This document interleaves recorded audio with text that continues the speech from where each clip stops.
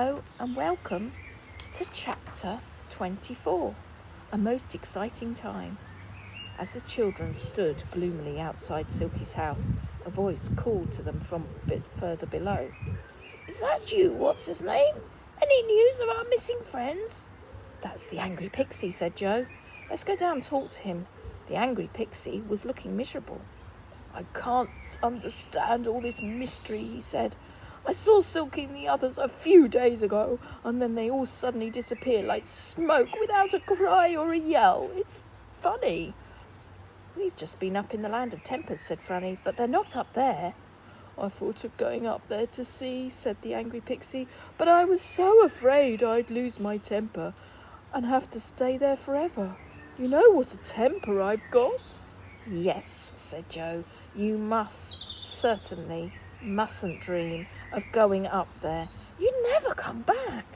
They sat there looking at one another, and then they all pricked up their ears. They could hear a very peculiar noise. Boom, boom, boom. Knock, knock, knock. Boom, boom, boom. "Whatever's that?" said Frannie, looking around. "And where is it coming from?"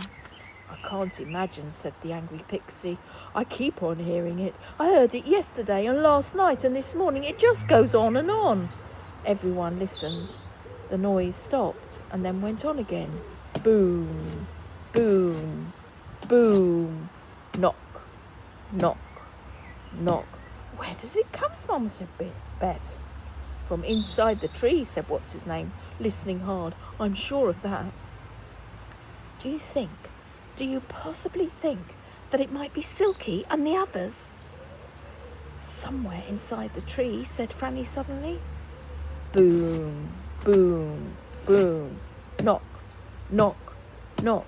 There it is again. I believe Frannie's right. I think Silky, Moonface and Saucepan are prisoners inside the slippery slip.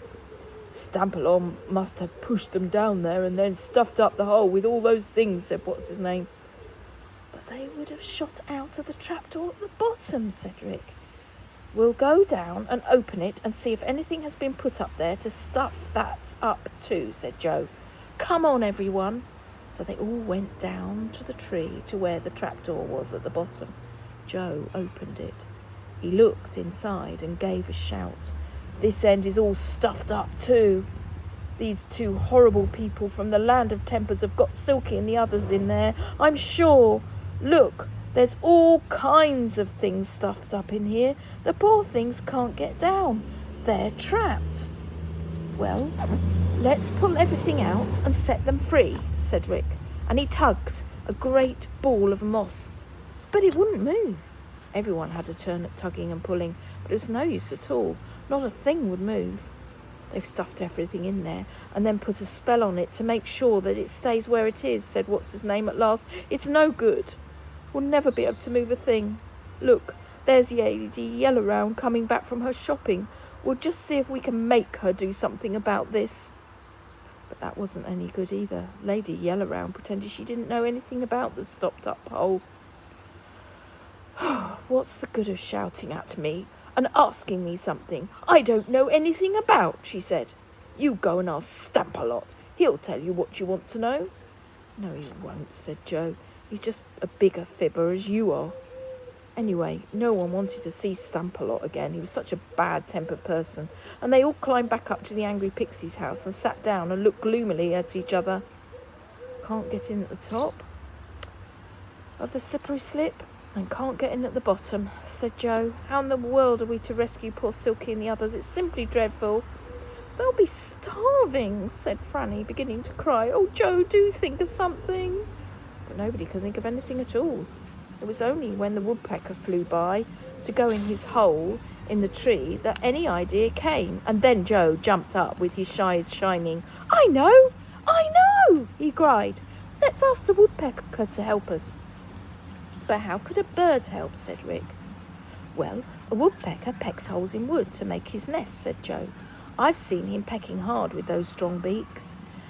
They make a kind of drumming noise and can peck out quite a big hole in no time. If we ask him, I'm sure the woodpecker would peck a hole at the back of this room right into the slippery slip, and then we could pull Silky, Moonface and Saucepan out through the hole. That sounds like a marvellous idea, said Frannie, beaming. Let's call him now. So they went outside onto the big branch of the faraway tree and called to the woodpecker.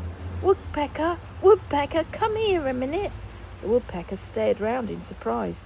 He was cleaning his wing feathers by running each one carefully through his beak. He was a lovely bird with his bright red splashed head. He spread his wings and flew down. What's the matter? He said. Joe told him. The bird listened with his head on one side and his bright eyes shining. Do you think you could possibly help us rescue Silky and the others by pecking a hole in the back of the angry pixie's house? Said Joe, when he came to the end of his story. You have such a strong beak.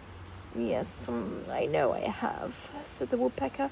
The only thing is I generally only peck rotten woods. That's easy to peck away, but it just falls into pieces. But good at growing wood, like trunk of the faraway tree, well, that's entirely different. That's very hard indeed. It would take me ages to peck a large hole through that. Oh dear, sighed Joe. I'm so disappointed. We daren't let Silk and the others stay in the slippery slip too long in case they starve. There's nothing to eat down there, Whatever are we to do? Everybody thought hard. It was the woodpecker who had the first idea. I know, he said. I could fetch my cousins who live in the enchanted wood in another tree, and maybe if there were 3 or 4 of us all pecking together hard, we could make a hole quite quickly. I know I couldn't make one by myself without taking 2 or 3 days, but a lot of us working together might do it easily. Oh, good, cried everyone.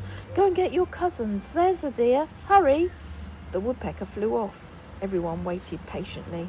They heard a noise from inside the tree again. Boom, boom, boom. Knock, knock, knock. Poor thing, said Beth, tears in her eyes. It must be so dreadful in there in the dark, with nothing to eat or drink. After about 10 minutes, the woodpecker came back, and with him he brought 5 others. They were all strong woodpeckers with bright red splashed heads, really strong-looking birds and powerful beaks. Oh, splendid, cried Joe. And he took them all into the angry pixie's little house. Peck away at the back here. As the 6 birds stood in a row and began to peck as close to one another as they could, peck, peck, peck, they pecked so hard and so very fast that they made a curious drumming noise that echoed through the little house.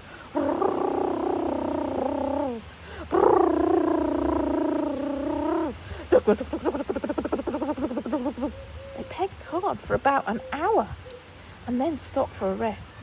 Joe pressed his nose close to see how they were getting on. To his joy, he saw that a small hole had been pecked right through into the slippery slip. He asked the angry pixie for a torch and shone it through the hole. Yes, there was no doubt about it. The woodpeckers had got right through the tree trunk. Now, you've only got to make the hole bigger, said Joe happily. Peck away, woodpeckers, peck away. You're doing marvellously.